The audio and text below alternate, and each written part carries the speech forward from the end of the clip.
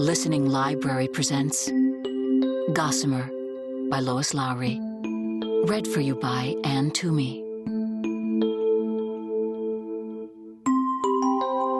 1. An owl called, its shuddering hoots repeating mournfully in the distance. Somewhere nearby, heavy wings swooped, and a young rabbit, captured by sharp talons, shrieked as he was lifted to his doom. Startled, a raccoon looked up with bright eyes from the place where he was foraging. 2 deer moved in tandem through a meadow. A thin cloud slid across the moon. The pair crept stealthily through the small house. Night was their time of work, the time when human conversation had ceased, when thoughts had drifted away, and even breathing and heartbeats had slowed. The outdoors was awake and stirring, but the little house was dark and silent. They tiptoed and whispered.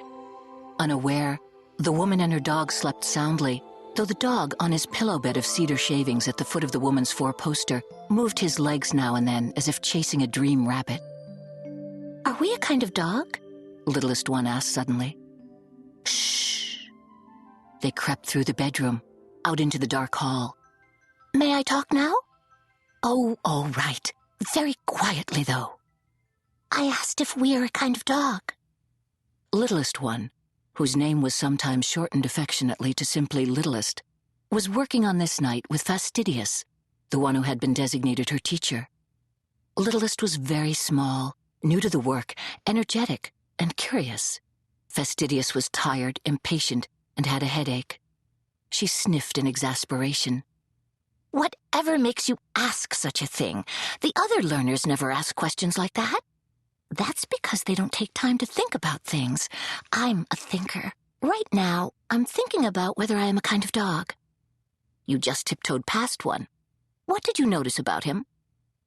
Littlest One thought. "A slight snore, a whiff of doggy breath, and his upper lip was folded under by mistake, just above a big tooth. It gave him an odd expression." "Does he resemble us in the least?" Littlest pondered. "No, but I believe there are many kinds of dogs. We saw that book, remember?" "Hurry along," Fastidious said. "There's much to do, and we have to go down the stairs yet." Littlest One hurried along. The stairs were difficult, and she had to concentrate. "You do remember the book, don't you? Ouch!"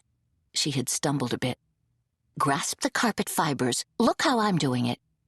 "Couldn't we flutter down?" "We can't waste our flutters. They use up energy." They both made their way carefully down. "I hear there are houses that have no stairs," Fastidious murmured in an irritated tone. "None at all. I sometimes wish that I had not been assigned this particular house." Littlest looked around when they reached the bottom of the stairs. She could see now into the large room with a very colorful rug. The small paned windows were outlined in moonlight on the floor by the rug's edge. "I think this house is lovely," she said. "I wouldn't want any other house." They tiptoed across. Littlest noticed her own shadow in the moonlight. "My goodness!" she exclaimed. "I didn't know we had shadows." "Of course we do. All creatures have shadows. They are a phenomenon created by light." "A phenomenon created by light? What a fine phrase," Littlest thought. She twirled suddenly on the rug and watched her shadow dance. "Why is your shadow darker than mine?"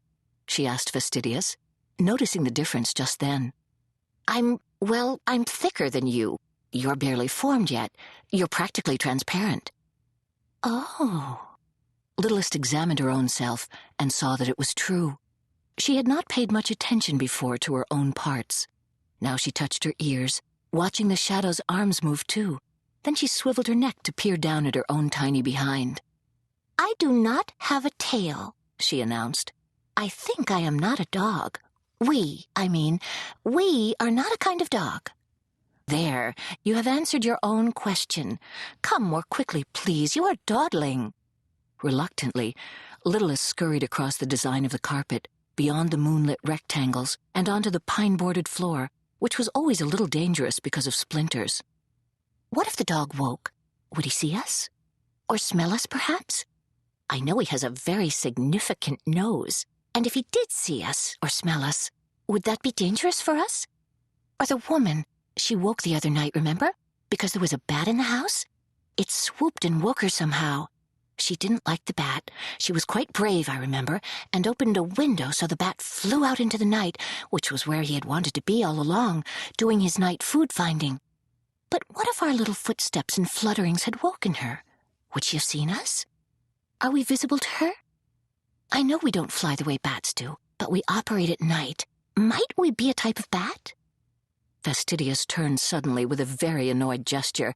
Enough! Hush! Stop that questioning. We have our work to do. You insisted on coming. You said you'd be quiet. My nerves are becoming frayed. I want no more questions now, none whatsoever. All right, I promise, Littlest One said obediently. They continued on, one following the other. Are you doing your assigned tasks? Yes, I touched the rug, and I'm touching the sweater now, the one she left on the chair. Gently. Do not under any circumstances press, but linger and get the feel of it into yourself. Yes, I am. You showed me how. Littlest was running her tiny fingers carefully over the sweater's soft sleeve. Then she touched a button and let her hand linger on it. It was startling what she felt during the lingering.